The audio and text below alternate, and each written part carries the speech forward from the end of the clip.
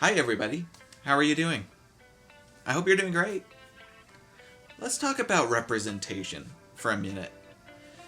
In movies and in TV shows, in the workplace and in our families, there's so much different discourse going on around whether women have a place in different industries or whether or not gay people should be allowed to be open about their sexual identity. All of these things are controversial, right? And there's a lot of people who do not believe that we should be flaunting ourselves. I'm sorry to say this, but I don't think there's anything wrong with flaunting who you are. Now, being arrogant and ignorant at the same time, I think is a terrible recipe for success. But that's not what we're going to talk about today. Today we're going to talk about representation in the Acolyte. Today is the final video for the Acolyte. I want to thank everyone for sticking this out with me and watching my videos. Before we continue, if you wouldn't mind liking this video and subscribing to my channel, that would be great. Now let's get into today's video. So let's talk about representation and what that means. A lot of people seem to think that, well, we are okay with gay people as long as they don't push boundaries. Well, I don't like when people say, well, you're being too loud, you're being too vocal. When you see a problem, shouldn't you be the first to address it? That's my first thing. Second, I was always thinking about how I can be the best version of myself. A lot of the comments on some of my videos have been quite negative, and it's kind of hard. It's really hard because there's a lot of people out there that try and troll. And if they're not trolling intentionally, they think they're right. Doesn't make them wrong, doesn't make me right, doesn't make them right, and it doesn't make me wrong. Everyone has a different point of view. And I really love the idea of positivity. And so I wanted to talk about how everyone has a different place in the Star Wars galaxy. The Acolyte is a wonderful representation of how different cultures and communities come together. It's fascinating to me because in the Star Wars, the Clone Wars animated series that was on Cartoon Network, we follow the Night Sisters. The Night Sisters are a coven of witches that live on Dathomir. And these witches live in harmony, supposedly, with the environment around them. Now, how true that is, I have no idea. But they put all of the men into slavery. I want everyone to think about that for a minute. Darth Maul is a slave. His brother is a slave to a group of women. How demasculating is that? I want you to also keep in mind that we follow twins throughout the entire legacy of Star Wars, not just in the sequels and not just in the original trilogy. There are twins throughout. And so, regardless of how you feel about this show, I really think that anyone in their right mind who puts all of their biases aside and actually opens up their mind a little bit and watches the show for what it is will truly enjoy it. Is it the gold standard for cinema? Absolutely not. There are so many more wonderfully done movies.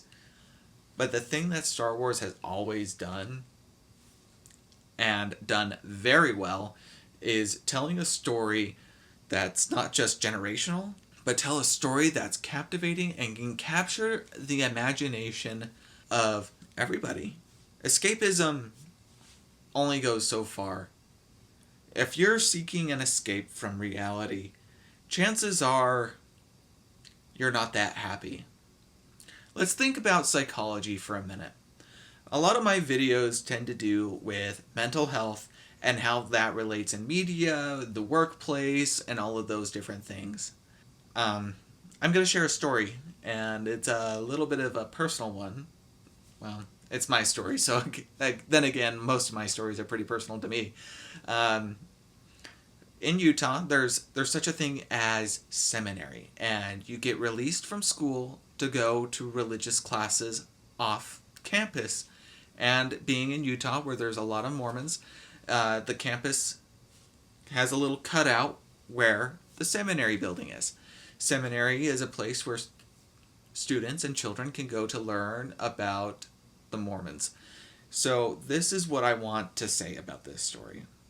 When you're walking from the main campus to the seminary building and you're closeted, I want you to imagine, if you will, how you feel as a gay kid, as a lesbian kid, or even as a trans kid, walking to and from the campus. How much guilt and shame do you have to have? Because everything you experience in that moment is negative. My experience was exactly that. Every day I would walk to seminary, I always had this feeling of shame that I was broken. I got called broken in my comments. I'm going to tell you right now, we're all broken in different ways. I don't care whether or not you have the hubris of an elephant and think you're stronger than everyone else. You're not. I hate to break it to you. You're not special. You ain't God. And we're all different. And we all have our own unique challenges. And we also have our wonderful strengths and talents. I think my ability to have the foresight now gives me the ability to laugh at all of my former perceived notions that were quite toxic. When you're someone who doubts yourself, you tend to overcorrect. A good example would be someone who's closeted and wants to prove how macho they are, how masculine they are. So they do everything contrary to who they are. They don't talk about the LGBT community in a positive way. In fact, they're probably incredibly homophobic. They tend to overcorrect, become scriptural scholars, and try to justify the Word of God in every single possible way. Everyone has a different talent and strength, as mentioned earlier. But when you're represented in a fair way, you are truly set up for success. If you go into a job interview and you talk to the person in charge with everything that's on your resume, and let's just say you blow smoke into the mirror, make yourself look amazing. We all should, right? It's a job interview. You're supposed to bolster yourself and make yourself look better than you actually are. But one of the things that I always find fascinating is that when I listen to people do these job interviews, especially those who do coaching, I helped people with job interviews in the past. The one thing I always recommend people to do is to be bluntly honest. And so when you do that, you'll get some weird looks. Trust me. And a lot of the times you won't even get the job. But if you're bold enough to be yourself and bold enough to ask the right questions, shouldn't you be bold enough to represent yourself, be proud of who you are, and represent the community you're a part of? It doesn't matter what community you're a part of. It doesn't matter if you're religious. It doesn't matter if you're gay, lesbian, bisexual, trans. It doesn't matter if you're choosing a life of celibacy. It doesn't matter what you choose. When you have proper representation in media, you feel like you belong, like you're a part of something greater. I don't like going to work and being told what to do for hours on end. The other thing I definitely don't like doing is being gaslit. I don't like being part of different environments where I'm made promises and then no one follows through. One of the things that I would definitely want to say is that if you look at Star Wars, Doesn't matter which movie or which TV show. Someone is going to say something negative. Someone is going to say something about the things you enjoy. As someone who believes very heavily in the practice of meditation, it really helps one set themselves apart from the rest. In Star Wars, isn't that what the Jedi do? Something tragic occurs. Meditation. Something great happens. Meditation. Why? Because it grounds yourself to the moment right then and there. The Acolyte isn't just about being able to tell a story that took place before episode 1. It's much more than that. It's about points of view. My favorite line in the entire show is, this isn't about power. This is about power and who is allowed to use it. I think that is so powerful because it's true. When you show up for a job, right, you're there to do whatever task you're asked to do. Now, if you see a better way to do it, then you should be able to make that judgment call for yourself and fix it. There was a comment that I read yesterday that really got me thinking, because even though it was very negative, I actually liked what he said. He said, the construction industry is a place where you fit in or F off. Basically, capitulate or don't even bother. Stagnation is the greatest disease we face as a species. Humanity is a beautiful thing, and one of the astounding things to me is that today in 2025, people think that if you do not cave to the current standards, that you're somehow wrong, you're somehow weak. Strength isn't just physical, it's not just mental. It's not always how you perceive things. But I do think, for sure, representation, as mentioned before, is that piece. I want to present a couple ideas. If you go to work one day and you realize, man, I'm very unhappy, and I don't think I've ever been happy here, and I just wasted the last 3 years of your life. You show up to work the following day anyway. Same thought comes into your head. You work for that company for another 5 years. Guess what? When you get laid off, when you get fired, or you retire, you look back and say, well, I made a mistake. I should have left 8 years ago, 6 years ago. I should have left a long time ago. It doesn't matter. Because I'm never getting that time back.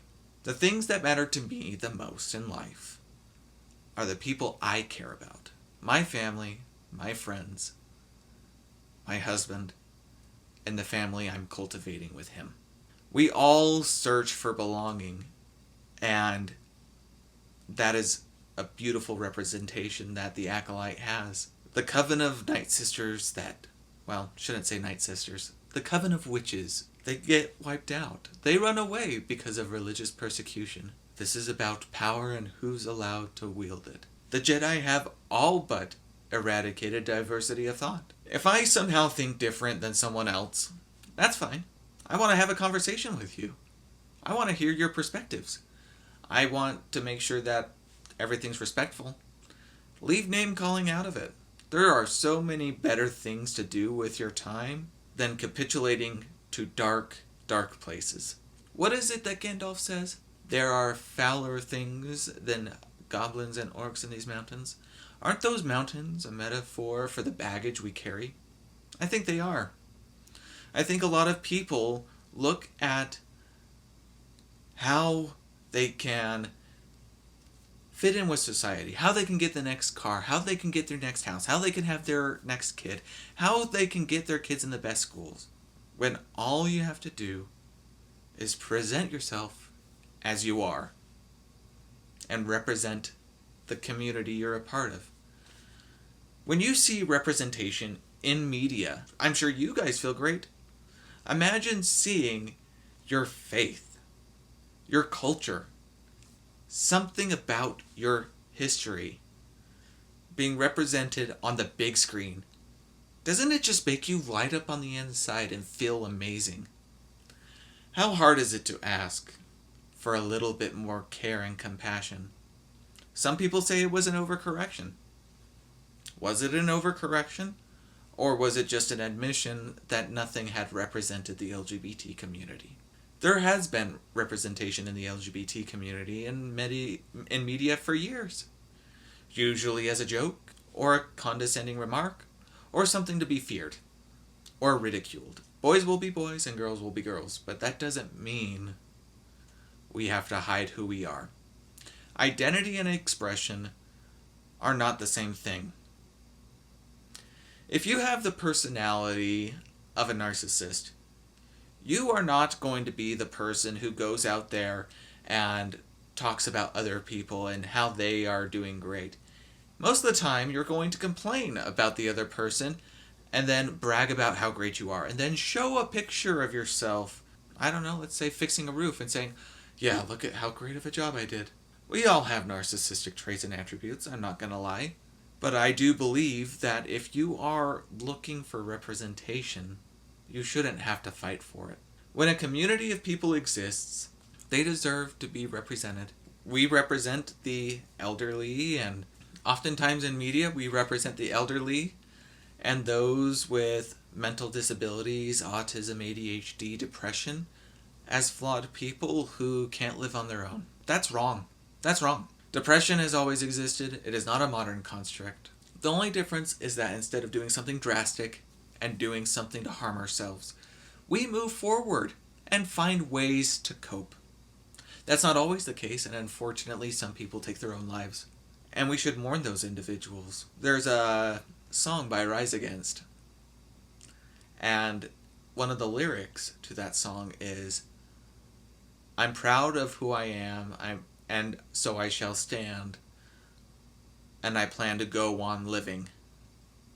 Make it stop, make this end. 18 years pushed to the ledge. Think about every single kid in high school right now. All the different struggles they face, and the representation they desire. They feel like they don't have a voice. They're children. How are they to have a voice? Their parents aren't even listening to them. So, they find content to pass the time. That content leads to mental degradation. They could watch something positive and get a little bit of optimistic points of view, but for everything that gets represented, there's always pushback. Don't yuck somebody else's interests. Let somebody be themselves, and let's have a little bit more compassion for one another. The Acolyte was a great show, and I am glad to have talked about it this week. There's going to be a different topic for next week. And until next time, this has been my Coffee Corner, and I'll catch you on the next one.